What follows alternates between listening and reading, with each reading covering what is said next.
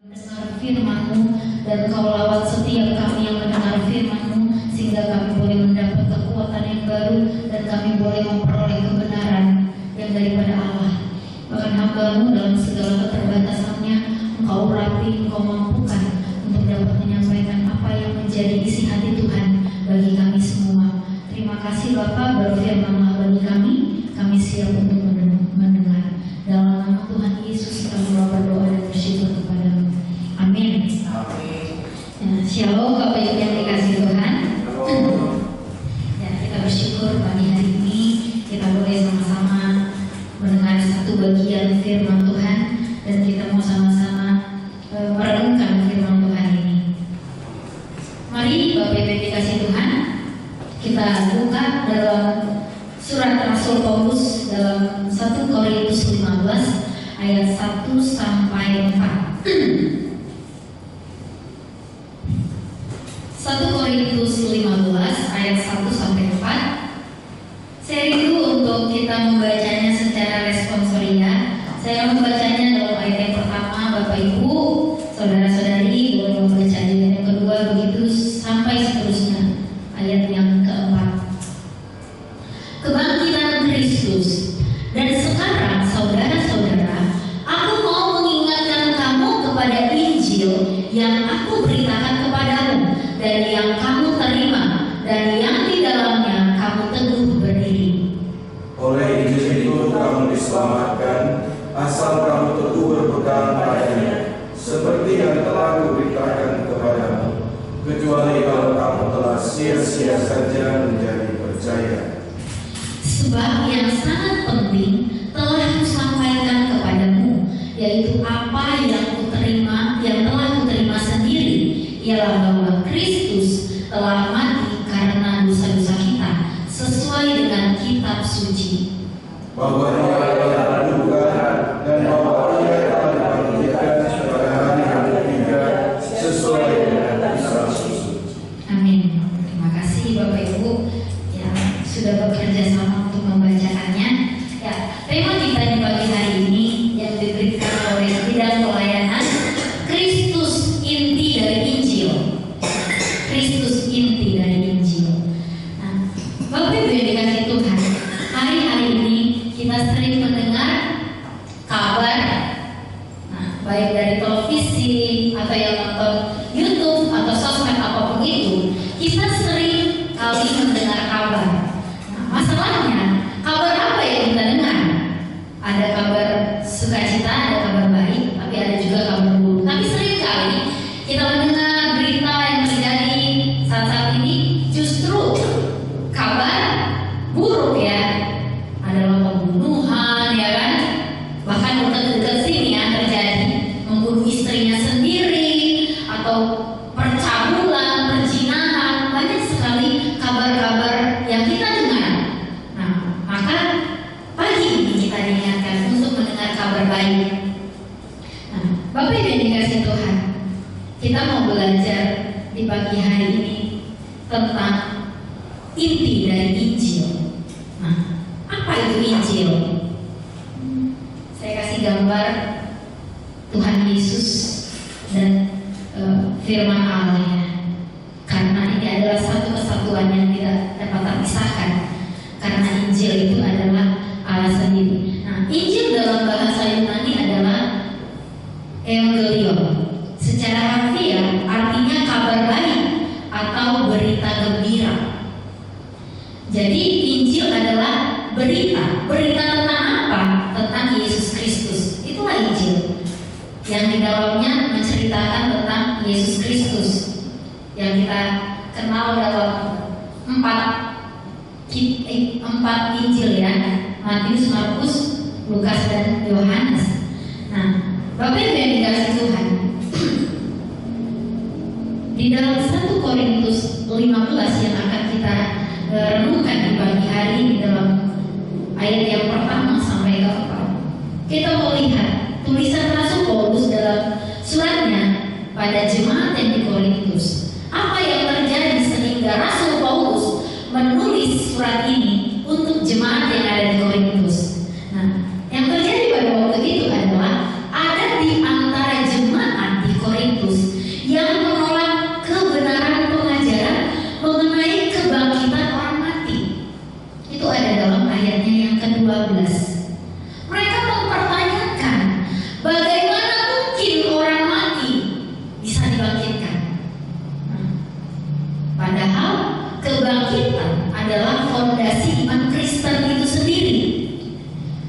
kita menolak kebangkitan, maka runtuhlah fondasi kekristenan. Maka melalui surat ini, Rasul Paulus menekankan kembali hal yang penting bagi iman Kristen, yaitu Injil tentang Kristus. Ya, kita lihat Rasul Paulus itu sangat sistematis ya. Dia menjelaskan dulu tentang Injil sebelum dia menyampaikan apa itu kebangkitan, bahkan bagaimana kebangkitan orang mati. Nah, tapi di awal dari ayat 1 sampai 4 yang sekarang akan kita renungkan, Rasul Paulus memberi penjelasan dulu bagaimana jemaat bisa berdiri dengan kebenaran Injil yang sejati. Nah, yang pertama yang mau kita renungkan adalah Injil itu menyelamatkan. Dari ayat yang pertama dan kedua dikatakan begini, dan sekarang saudara-saudara, aku mau mengingatkan kamu kepada Injil yang aku beritakan kepadamu dan yang kamu terima dan yang di dalamnya kamu teguh berdiri. Oleh Injil itu kamu diselamatkan asal kamu teguh berpegang padanya, seperti yang kuberitakan kepadamu, kecuali kalau kamu telah sia-sia saja menjadi percaya. Jadi jelas bahwa Injil harus diberitakan. Itulah yang diberitakan oleh Rasul Paulus. Jemaat yang mendengar Injil itu menerima Injil. Ya, di dalam ayat yang pertama itu, dan setelah jemaat menerima Injil, maka di dalamnya teguh berdiri apa yang sudah diterima, dan melalui Injil orang diselamatkan. Jadi orang diselamatkan melalui Injil yang diterima. Dan Injil itu adalah Yesus sendiri. Karena dalam firman Tuhan dikatakan, karena keselamatan tidak ada di dalam siapapun juga selain di dalam Dia. Dia adalah Yesus. Sebab di bawah kolong langit ini tidak ada nama lain yang diberikan kepada manusia yang olehnya kita dapat diselamatkan. Jadi jelas, Injil itu adalah Yesus sendiri. Dan Injil itu menyelamatkan. Yesus menyelamatkan. Dan hanya di dalam Yesus ada keselamatan. Tidak ada nama lain, dikatakan sangat jelas di dalam kitab Ibrani. Di dalam kitab ini bahwa keselamatan itu tidak ada di luar Yesus. Jadi sangat jelas di luar Yesus tidak ada keselamatan. Maka kenapa Injil itu harus terus diberitakan?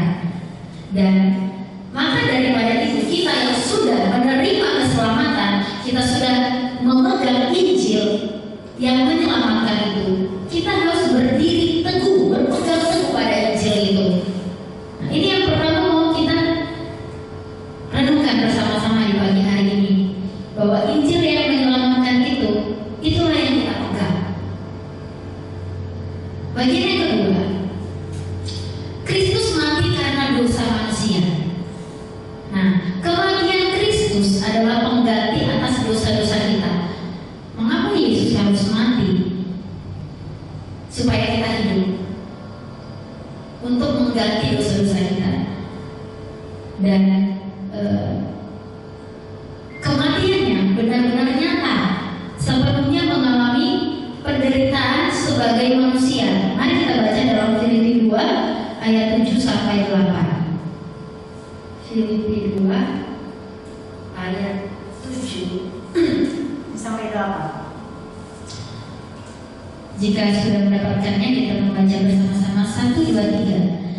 Melainkan telah mengosongkan dirinya sendiri dan mengambil rupa seorang hamba dan menjadi sama dengan manusia, dan dalam keadaan sebagai manusia ia telah merendahkan dirinya dan taat sampai mati, bahkan sampai mati di kayu salib. Sangat jelas bahwa Yesus, Allah yang menjadi manusia, pada mulanya adalah Firman. Firman itu bersama-sama dengan Allah, dan Firman itu adalah Yesus sendiri.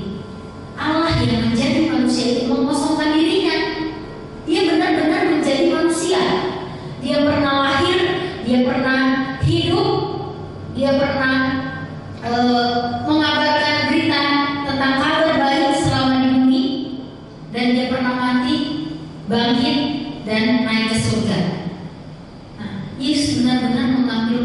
sebagai seorang hamba walaupun dia Allah sendiri.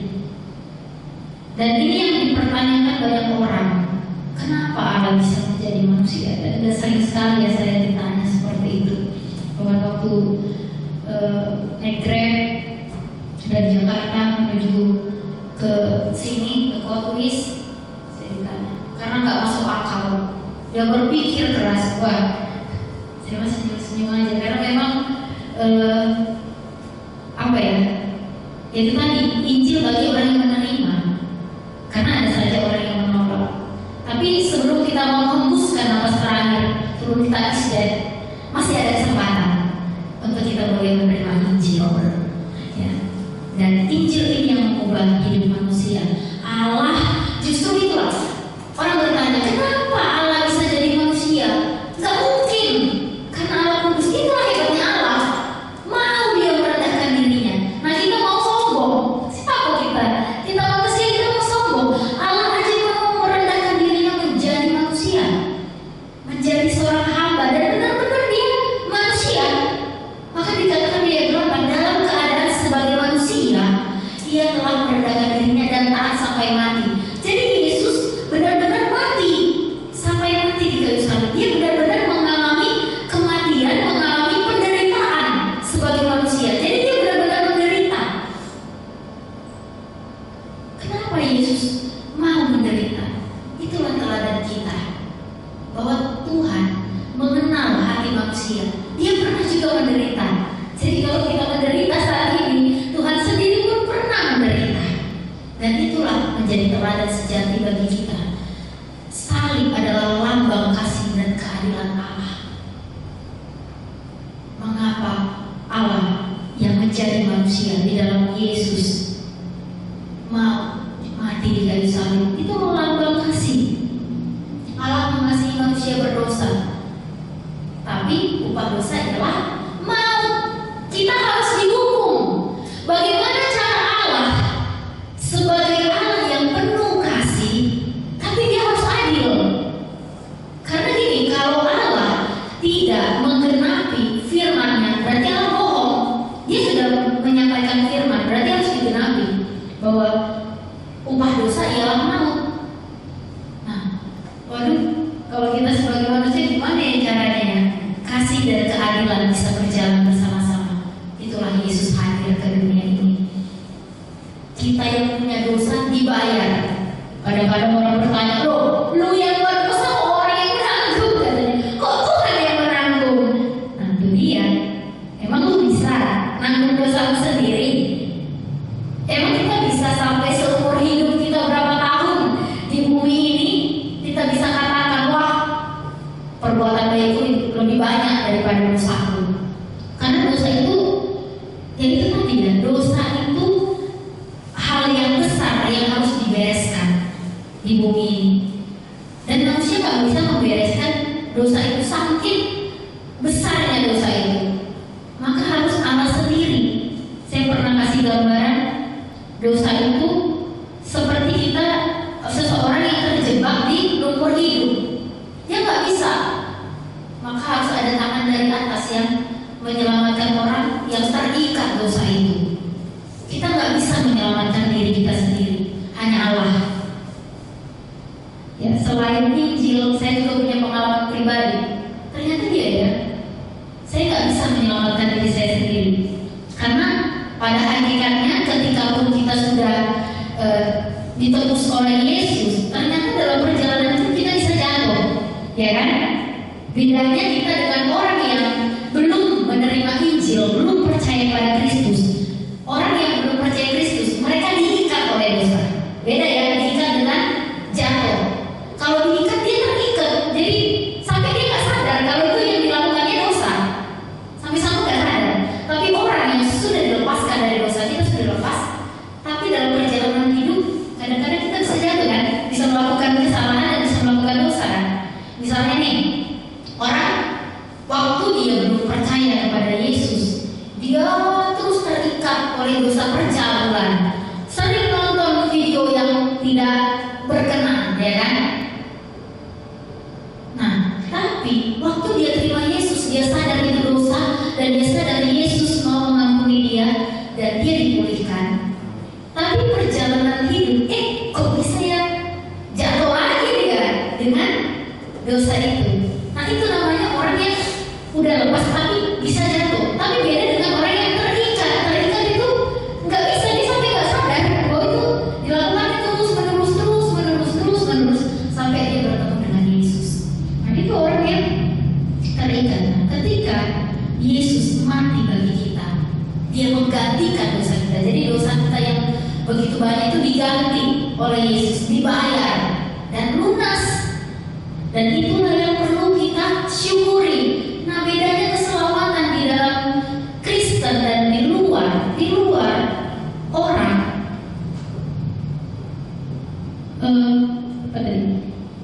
di luar Kristus, orang terikat akan dosanya. Dia mencari keselamatan itu, gimana ya supaya aku diselamatkan. Dia melakukan perbuatan baik, dia apa sajalah ya kan yang dilakukan supaya dia mencapai keselamatan. Tapi beda di dalam Kristus, kita tidak melakukan apa-apa.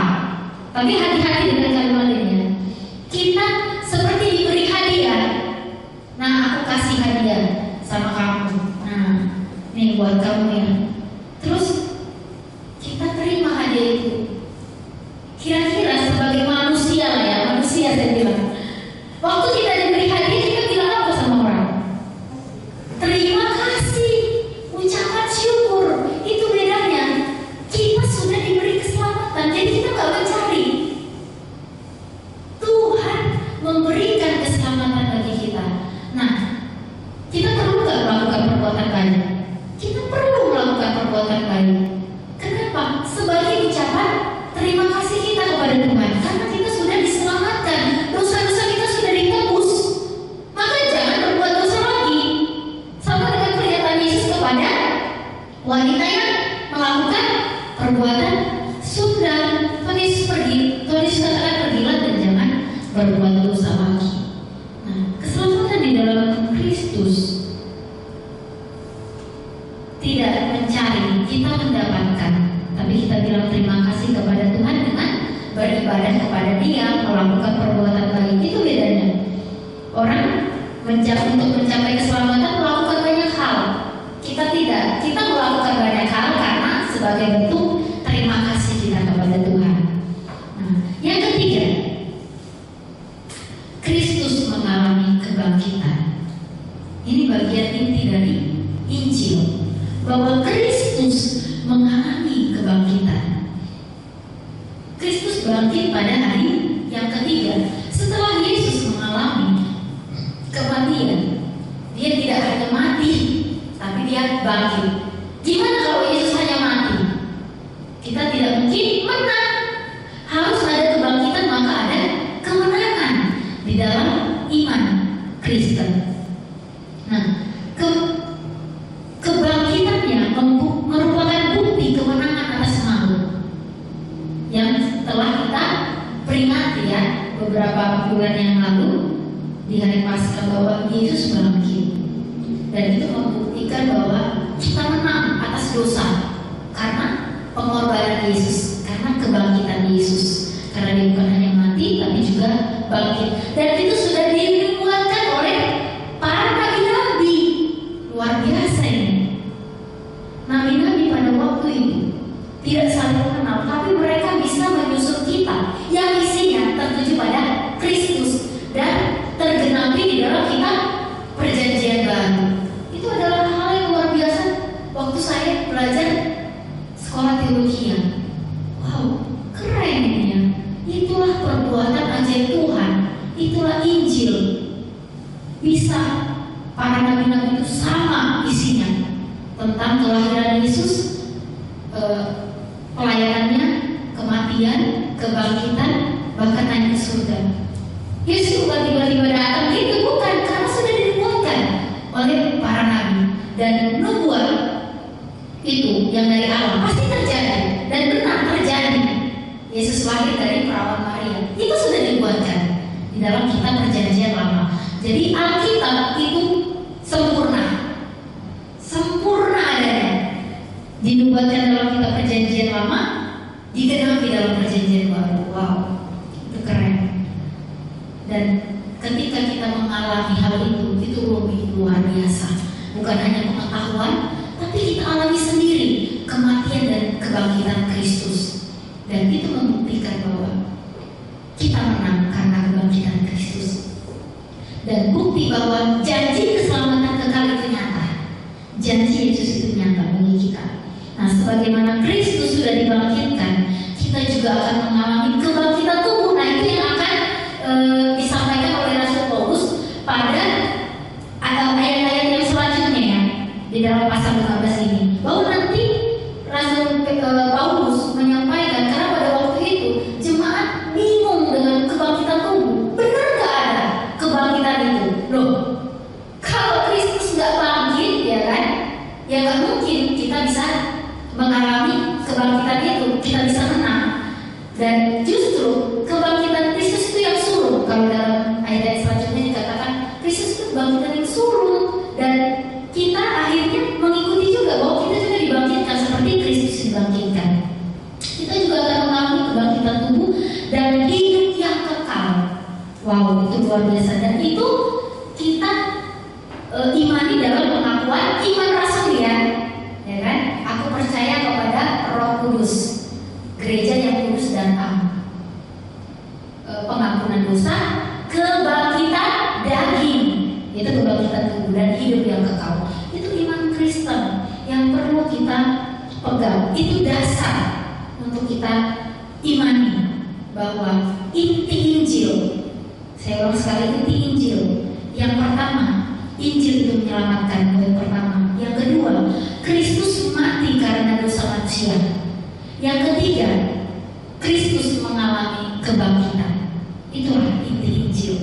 Nah, kesimpulannya, Kristus adalah Injil dan Injil adalah berita tentang Kristus. Jadi, Kristus itu Injil dan Injil itu adalah Kristus sendiri. Maka orang yang percaya Kristus berarti dia percaya Injil. Kalau orang percaya kitab Injil, dia harus percaya Kristus.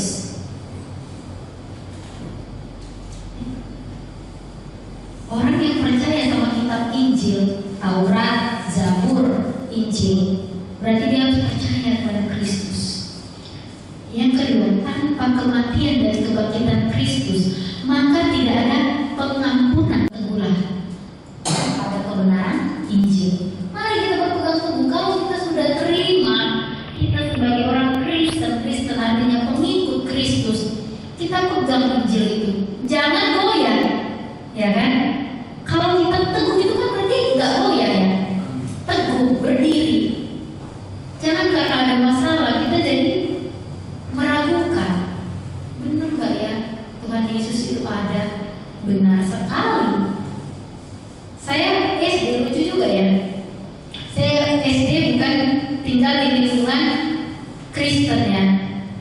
Kayaknya bahkan SD saya nggak belajar agama dari kelas 1 sampai kelas 3, disuruh keluar karena memang saya ingat 1 sampai kelas 3, kelas 1 sampai kelas 4 disuruh keluar karena cuma 2 orang yang beragama Kristen. Jadi mungkin dangkal juga ya iman saya.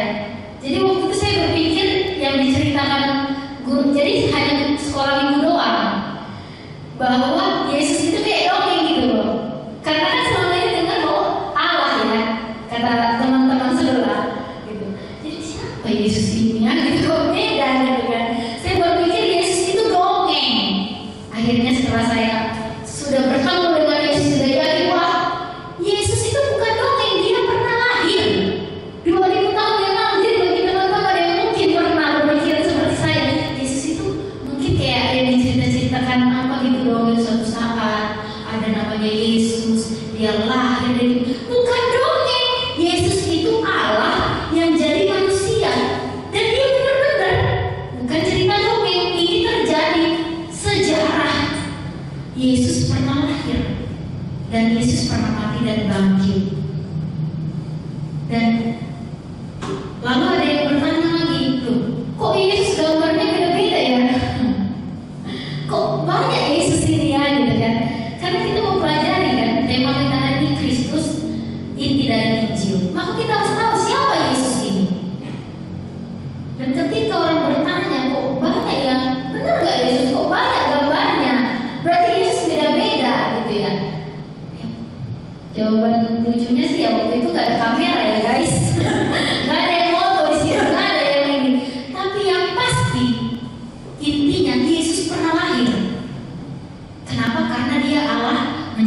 manusia untuk menyelamatkan manusia yang berdosa. Kita yang berdosa, orang yang menerima Yesus diselamatkan. Nah, kenapa berbeda-beda pada waktu itu? Memang saking orang mengagumi Yesus dan benar Yesus itu ada, sebagai orang yang punya seni, dia melukiskan Yesus itu seperti ini. Oh, Yesus itu begini, wajahnya begini. Nah, itu hanya lukisan. Makanya saya agak lucu juga waktu saya pelayanan, Kak. Sebenarnya Yesus itu yang kayak mana? Ibu-ibu ini lucu juga ya. Saya kadang gini, kalau diskusi sama suami, katanya kan suami ini kadang-kadang membuat saya inilah imannya gitu ya. Bener nggak kamu gini-gini? Nah, saya jadi berpikir, Kak, Yesusnya mana yang banyak gambarnya gitu kan? Terus kalau kita berdoa, ini benar adanya ibu-ibu. Kalau kita berdoa, kita bayangkan nggak muka Yesus? Agak lucu juga, saya nggak sempat karena kita berdoa itu gini, Yesus pernah ada, tapi nggak harus kita wah Yesus itu gini. Karena bagi saya sendiri, Yesus itu yang kita lihat-lihat di kalender, di apa tuh foto-foto, itu hanya gambar, itu hanya karya seni. Tapi Yesus itu dalam hati kita sendiri, kita imani dia pernah lahir, itu aja sih intinya. Dia pernah lahir, dia pernah hidup, dia menebus kita manusia berdosa, dan oleh kebangkitannya kita hidup, kita menang. Itu saja sih. Kalau sampai kesana-sana, dan saya rasa ketika kita berdoa gak ada sih bayangkan apa-apa ya. Kayak bayangkan gambar Yesus yang seperti di kalender, di foto, itu jadi berhala ya. Karena Yesus itu sendiri adalah di hati kita. Dan saya berpikir jadi orang lain kok di luar Kristen nanti jadi gagal paham. Dia pikirnya Yesus yang ada di patung, yang ada di ini, itu hanya gambaran saking mengagumkan. Yesus itu benar-benar ada. Yesus itu juru selamat. Jadi orang pada waktu itu benar-benar mengalami Yesus dan melukiskan. Wah, seperti inilah Yesus itu. Nah, begitu Bapak Ibu yang dikasih Tuhan. Jadi itu pemahaman saya yang saya bagikan, bahwa Yesus itu ada di hati kita. Iman kita bahwa Yesus pernah ada dan Yesus menyelamatkan kita. Maka daripada itu, mari berpegang teguh. Jangan lagi goyah karena masalah apapun yang terjadi dalam hidup kita. Karena kita punya Yesus. Masalah yang besar dalam hidup kita, dosa aja dibereskan Tuhan. Masa masalah-masalah receh ya, gak punya duit, contohnya udah apa nih, akhir bulan atau putus cinta, aduh masih banyak penggantinya. Dunia ini gak seluas daun kelor katanya. Ada lagunya, lagu saya kunci kalau masalahnya. Wah, dunia ini gak seluas daun kelor. Jadi masalah itu ya tadi ya, ada beban yang berat di dalam Tuhan. Gak ada sih masalah yang gak dapat diselesaikan. Ini gampang kali kalau ngomong kayak gitu ya. Karena saya juga ngalami ya, waduh, udah banyak yang mengalami hidupku. Ya gak banyak-banyak, gak lebih banyak dari Bapak Kepala lah pasti ya. Cuma menurut saya kayak pahit getir ya kan, titik terendah itu udah pernah dialami, baik dari keluarga, dari diri sendiri. Tapi selama aku hidup, selama aku mengikut Tuhan, gak pernah aku ditinggalkan. Itu sih yang akhirnya wah, Tuhan tidak pernah meninggalkan. Hanya juru selamatku mau berjalan, dalam juru selamatku di lemah kelam dan berair sejuk. Gak pernah kita ditinggalkan Tuhan. Kita aja yang sering kali meninggalkan dia. Kita aja yang saking dan stresnya. Kita stres bukan datang sama Tuhan, ke yang lain ya gak ada jawaban. Kalau kita stres, punya masalah datang sama Tuhan, pasti ada jawaban, cepat atau lambat. Masalahnya kalau kita mau datang kepada Dia. Dan bukan masalah kita aja sekarang ini. Kalau kita udah belajar tentang Injil, itu udah levelnya itu udah pemberitaan Injil lah, ya kan? Giatlah dalam pemberitaan Injil. Ayo kita baca Markus 16 ayat 15. Giat dalam pemberitaan Injil. Markus 16 ayat 15. Ini Yesus sebelum naik ke surga, dia sampaikan kepada murid-murid. 1, 2, 3. Lalu dia berkata kepada mereka, pergilah ke seluruh dunia, beritakanlah Injil kepada segala makhluk. Itu sudah yang harus kita lakukan, yang amanat agung Tuhan Yesus. Pergi ke seluruh dunia dan beritakan